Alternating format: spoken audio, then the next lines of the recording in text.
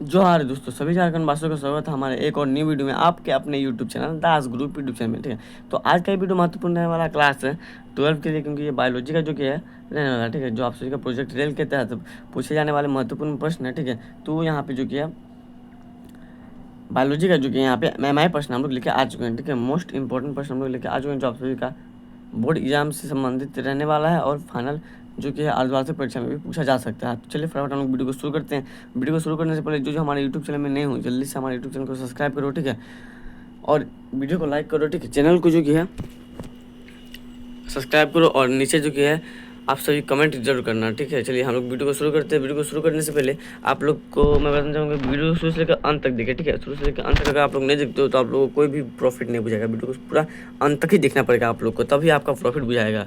चलिए पहले हम लोग फटाफट प्रश्न देख लेते हैं। ठीक है, पहला प्रश्न कुछ इस प्रकार का है। देखिए,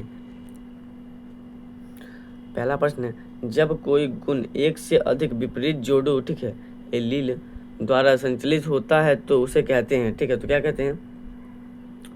बहुविकल्पता। ठीक है, बहुअंडजत। ठीक है, अपूर्ण, प्रभावित, इनमें से कोई नहीं। तो सही विकल्प हो जाएगा बहुविकल्प। ठीक है, बहुविकल्पता। चलिए बढ़ते हैं प्रश्न संख्या 2 की तरफ। प्रश्न संख्या 2 में देखिए हम लोग को क्या कर रहा है, इनमें से कौन यौन संबंध गुण है। ठीक है, इनमें से कौन यौन संबंध गुण है। ठीक है, तो वार्णता, ठीक है, वार्णधाता, रोतंदी, ठीक है, पूर्ण अंधता, या इनमें से कोई नहीं। तो इसका सही विकल्प हो जाएगा ऑप्शन नंबर ए। ठीक है, ऑप्शन नंबर ए। प्रश्न संख्या 2 का सही विकल्प हो जाएगा ऑप्शन नंबर ए। प्रश्न संख्या 3 में बढ़ते हैं हम लोग का। प्रश्न संख्या 3 में है, हीमोफिलिया किस तरह की बीमारी है। ठीक है, तो वंशागत रोग, ठीक है, अप्रभावी लक्षण, ठीक है, एक्स गुणसूत्र संलग्न रोग, या इनमें से सभी। तो इसका सही विकल्प हो जाएगा इनमें से सभी। ठीक है, इनमें से सभी ये रोग हो सकता है। चलिए बढ़ते हैं प्रश्न संख्या 4 की तरफ। यहाँ पे देखिए हम लोग का प्रश्न संख्या 4 है, किसी परिवार की अनेक पीढ़ियों के लक्षण का विश्लेषण कहलाता है? वंशावली विश्लेषण, ठीक है, मेंडल विश्लेषण, पेनेट विश्लेषण, इनमें से कोई नहीं। तो इसका सही विकल्प हो जाएगा वंशावली। ठीक है, वंशावली विश्लेषण, वंशावली विश्लेषण। चलिए प्रश्न संख्या 5 को देखते हैं। यहाँ पे देखिए प्रश्न संख्या 5 में हम लोग का पूछा गया है, क्रॉसिंग ओवर इनमें से किस अवस्था में होता है। ठीक है, क्रॉसिंग ओवर इनमें से किस अवस्था में होता है? तो पैकेटिंग, ठीक है, डिप्लोटिंग, उसका देखिए डायाकोइनोसिस, या इनमें से कोई नहीं।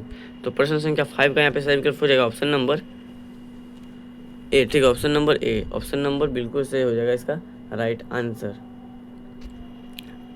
पैकेटिंग। ठीक है, पैकेटिंग, पैकेटिंग। चलिए बढ़ते हैं प्रश्न संख्या 6 की तरफ। तो देखिए यहाँ पे 6 में हम लोग का क्या कर रहा है, मेंडल के प्रयोगों में विपरीत लक्षणों की जोड़ी को क्या कहते हैं। ठीक है, क्या कहते हैं? तो देखिए जीन, फिनोटाइप, जीनोटाइप, एलील। तो इसका सही विकल्प हो जाएगा एलील। ठीक है, क्या कहते हैं? एलील। चलिए बढ़ते हैं प्रश्न संख्या 7 की तरफ। प्रश्न संख्या 7 में देखिए हम लोग का प्रश्न है, वाई गुणसूत्र पर स्थित जीन है। ठीक है, तो कौन सा जीन है? तो उत्प्रवर्ती जीन, ठीक है, ओटोसोमिल जीन, ठीक है, हेलोन्ड्रिक जीन, या लिंग सहलगन जीन। तो इसका सही उत्तर हो जाएगा लिंग सहलगन, ठीक है, सहलगन जीन। चलिए बढ़ते हैं अब नेक्स्ट प्रश्न की तरफ। 8 नंबर का प्रश्न हम लोग का देखिए क्या कह रहा है, इसमें यगमज एवं विकर्षण के सिद्धांत को किसने प्रतिपादित किया। ठीक है, प्रतिपादित किया। तो मार्गन, ठीक है, वेटसन एवं पेटन, उसका देखिए गिगो डी ब्रिज, या मेंडल। तो उसका सही विकल्प हो जाएगा ऑप्शन नंबर सी। ठीक है, ऑप्शन नंबर बी हो जाएगा इसका सही विकल्प, वेटसन एवं पेनेट ने।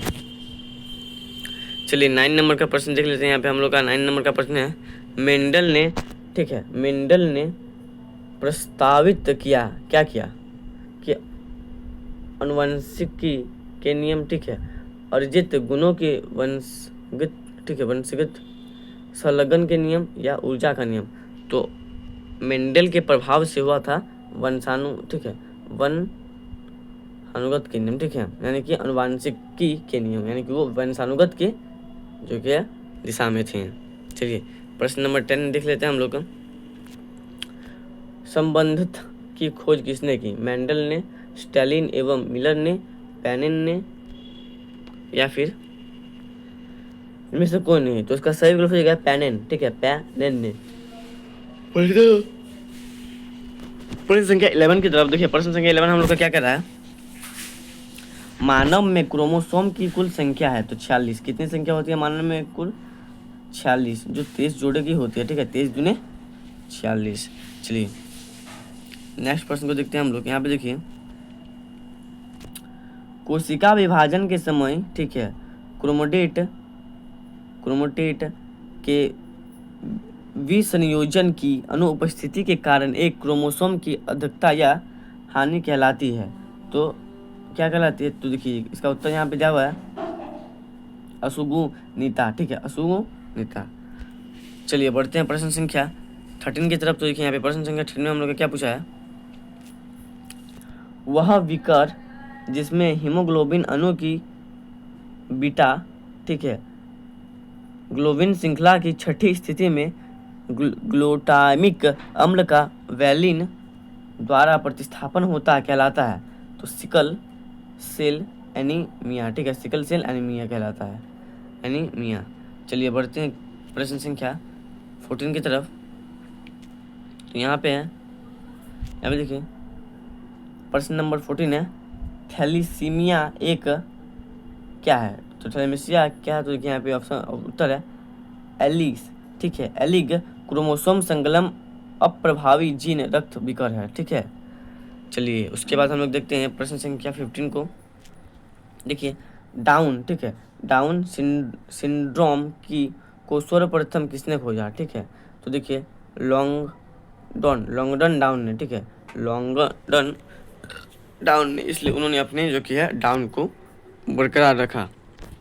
उसके बाद 16वें नंबर का प्रश्न देख लेते हैं, वह विकर जिसमें एक एक्स क्रोमोसोम का अभाव होता है अर्थात 45 क्रोमोसोम की एक्सओ स्थिति होती है, तो वह कौन सा जो कि है स्थिति है?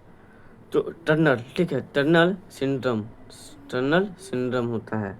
चलिए बढ़ते हैं नेक्स्ट प्रश्न की तरफ।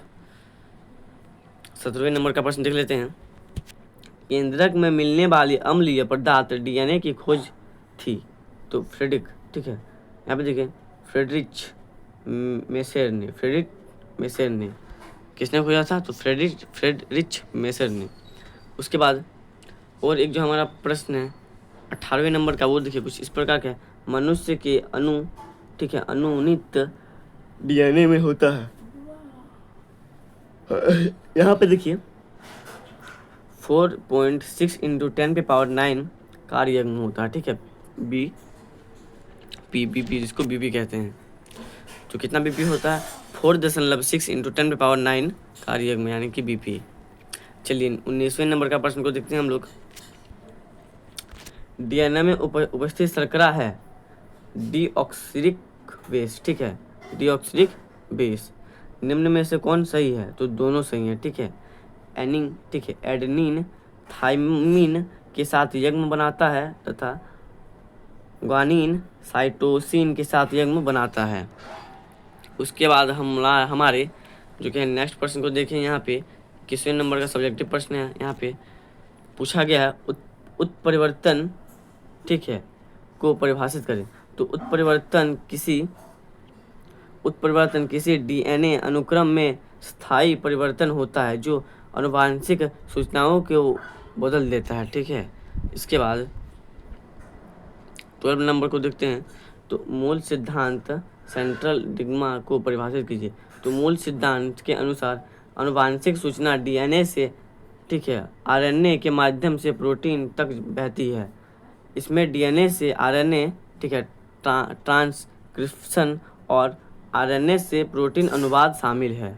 चलिए अब हम लोग 23वें नंबर का प्रश्न देख लेते हैं, थोड़ा सा लॉन्ग रहने वाला है। यहाँ पे देखिए कहा है निम्न में भेद करें। ठीक है, तो किस किस में करना? देखिए प्रभावित और अप्रभावित में। ठीक है, तो चलिए फटाफट हम लोग कर लेते हैं। देखिए प्रभावित, एक जीन का प्रभाव जो एक यग्मज में दूसरे जीन की उपस्थिति पर हावी होता है उसे प्रभावी कहते हैं। और अप्रभावी देखिए, एक जीन जिसका प्रभाव केवल तभी प्रकट होता है जब वह यग्मज में अकेला होता है और कोई प्रभावशाली जीन उपस्थित नहीं होता है।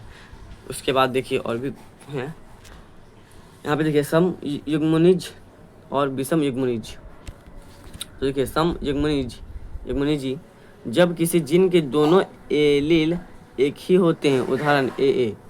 विषम विषम विषनुमनिज तो जब किसी जीन के दो अलग अलग एलील होते हैं, उदाहरण ए और छोटा ए, ठीक है। उसमें दोनों कैपिटल में था, यहाँ पे दोनों जो क्या एक बड़ा एक छोटा होता है। उसके बाद यहाँ पे देखिए एक संकर और द्विसंकर में। तो एक संकर, ठीक है, एक गुणसूत्र के दो विभिन्न गुणधर्मों पर आधारित क्रॉस, उदाहरण के लिए ऊंचाई। द्विसंकर दो गुणधर्मों के विभिन्न गुणधर्मों पर आधारित क्रॉस, उदाहरण ऊंचाई और रंग। चलिए अब हम लोग बढ़ते हैं अपने नेक्स्ट प्रश्न की तरफ। तो देखिए हमारा जो कि प्रश्न संख्या इतना तक ही था, ठीक है। तो आई होप आप सभी को वीडियो अच्छा लगा होगा। इसमें मैंने महत्वपूर्ण जो कि एमसीक्यू प्रश्न के साथ साथ कुछ सब्जेक्टिव प्रश्न भी आप सभी को करा दें, ताकि आप लोग का बिजली टेस्ट अच्छे से जाए, ठीक है। आई होप आप सभी को वीडियो अच्छा लगा होगा। ऐसे और महत्वपूर्ण वीडियो के लिए हमारे यूट्यूब चैनल को सब्सक्राइब करना ना भूलें, ठीक है। जुड़े रहे हमारे यूट्यूब चैनल के साथ। मिलते हैं नेक्स्ट वीडियो में, तब तक के लिए जय हिंद, जय झारखंड।